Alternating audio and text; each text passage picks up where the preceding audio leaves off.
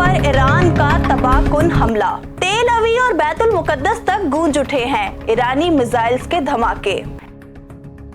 Iran ने Israel के खिलाफ पहली दफा खुली जंग का आगाज कर दिया है, जिसमें मिसाइल्स, अटैक्स, ड्रोन्स और सब कुछ इस्तेमाल किया जा रहा है, जिसके बाद इसराइल के तमाम डिफेंस सिस्टम नाकाम हो गए हैं। उनके 10 फाइटर जेट्स भी तबाह कर चुके हैं, जिसमें से एक F-35 स्टेल्थ जेट भी जमीन बोस हो चुका है।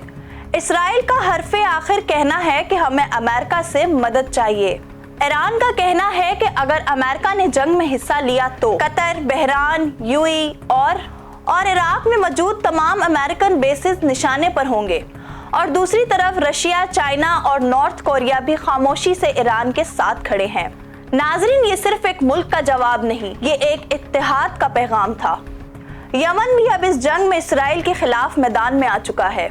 इसराइल ने पहले हमला किया, जिसके जवाब में अब मिसाइल्स इसराइल के अंदर गिर रहे हैं। और तेल अवीव में अभी पैनिक है, जिसकी वजह से स्कूल्स बंद हो गए, मार्केट सुनसान और लोग बंकर्स में छुपने को मजबूर। आज वहाँ वही हालात हैं जो गजा के लोग रोज बर्दाश्त कर रहे थे।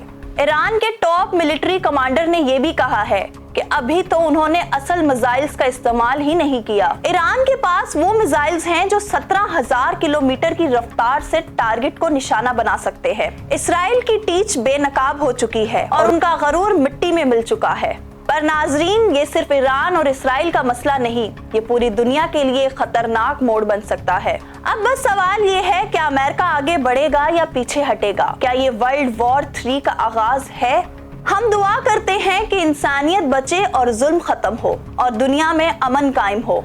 बाकी नाजरीन, अपनी राय हमें कमेंट सेक्शन में जरूर दीजिएगा। मिलती हूँ मैं आपसे अपनी अगली वीडियो में, तब तक के लिए अल्लाह हाफिज। वॉइस ऑफ नेशन की वीडियोस देखने के लिए हमारा चैनल सब्सक्राइब कीजिए और बेल के आइकॉन पर क्लिक कीजिए, ताकि आप हमारी तमाम आने वाली वीडियो से बाखबर रह सकें।